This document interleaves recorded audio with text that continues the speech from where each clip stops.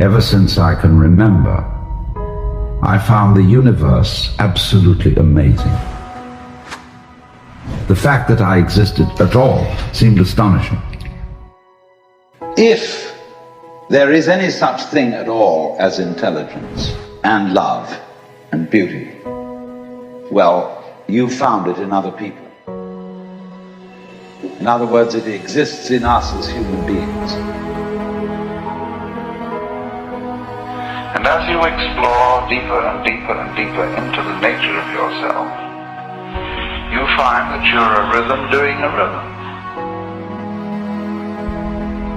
Because the universe is fundamentally a system which creeps up on itself and then says, boo! And then it laughs at itself for jumping. For my philosophy, the particular living organism, which is inseparable from a particular environment, that is to say, from the universe as centered here and now, is something real. It isn't a thing. I call it a feature of the universe.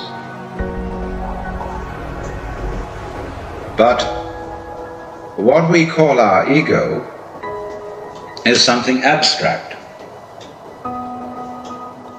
which is to say, it has the same order and kind of reality as an hour, or an inch, or a pound, or a line of longitude. You can think intellectually in a no-think way. That's the art. It doesn't mean not to have any thoughts at all. It means not to be fooled by thoughts, not to be hypnotized by the forms of speech and images that we have for the world, not to be hypnotized by them into thinking that that is the way the world really is. We understand everything in terms of words or numbers, and they're stretched out in rows, in lines. And our eyes have to scan those lines in order to understand them. But when I scan this view, I don't do it line by line by line. I see the whole thing at once.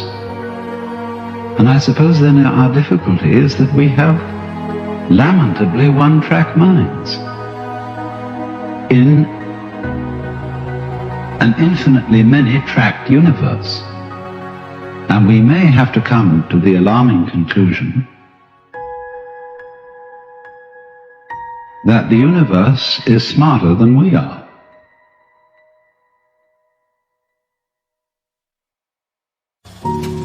Why is it that we don't seem to be able to adjust ourselves to the physical environment without destroying it? Why is it that in a way that this culture represents in a unique fashion the law of diminishing returns, that our success is a failure, that we are building up, in other words, an enormous technological civilization which seems to promise the fulfillment of every wish almost at the touch of a button. And yet, as in so many fairy tales, when the wishes finally materialize, they're like fairy gold. They're not really material at all. In other words, so many of our products, our cars, our homes, our food, our clothing, it looks as if it were really the instant creation of pure thought.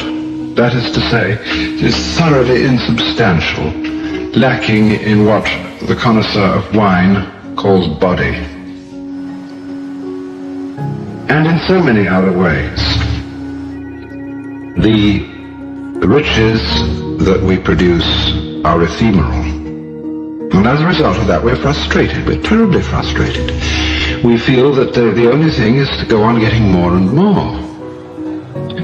And as a result of that, the whole landscape begins to look like the nursery of a spoiled child who's got too many toys and is bored with them and throws them away as fast as he gets them.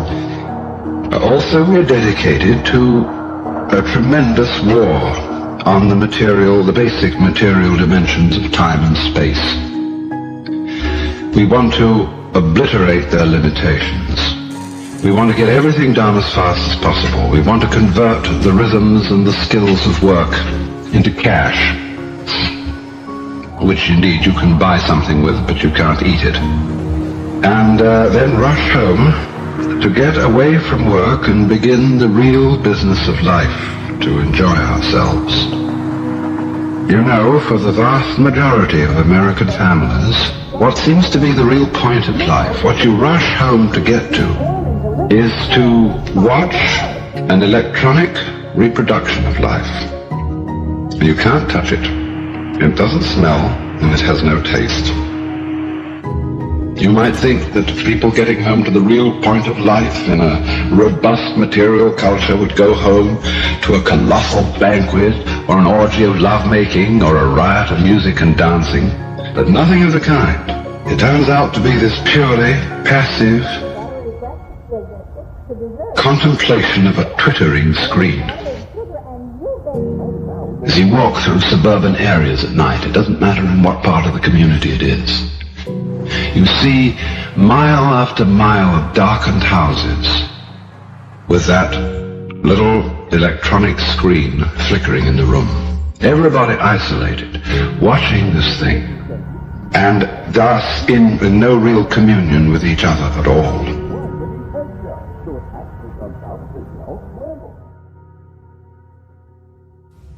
It has been said that our modern systems of communication are an extension into the external world of man's nervous system. Telephones, telegraph, radio, television, all this network of electronic devices is extending our nervous system in the same way as a wheel extends our feet.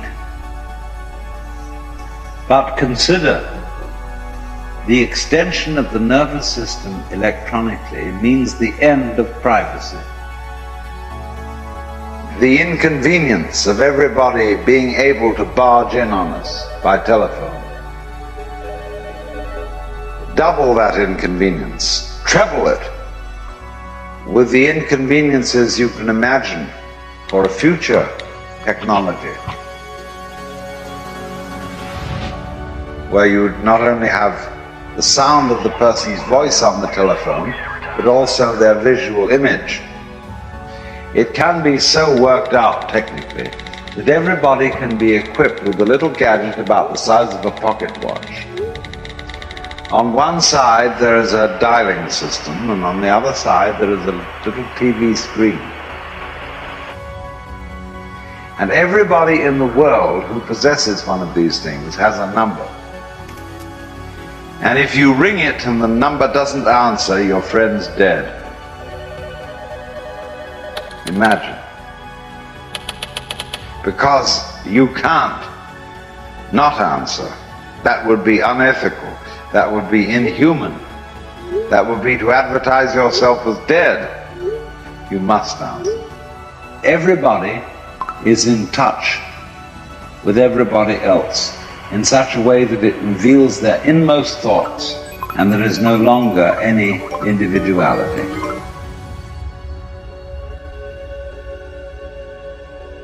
No privacy. Eventually, after attempting to control your thoughts, you would say, to hell with it. I'll think just the way I feel like thinking. Now, what we're afraid of, you see, is that some power will control all of us by this method.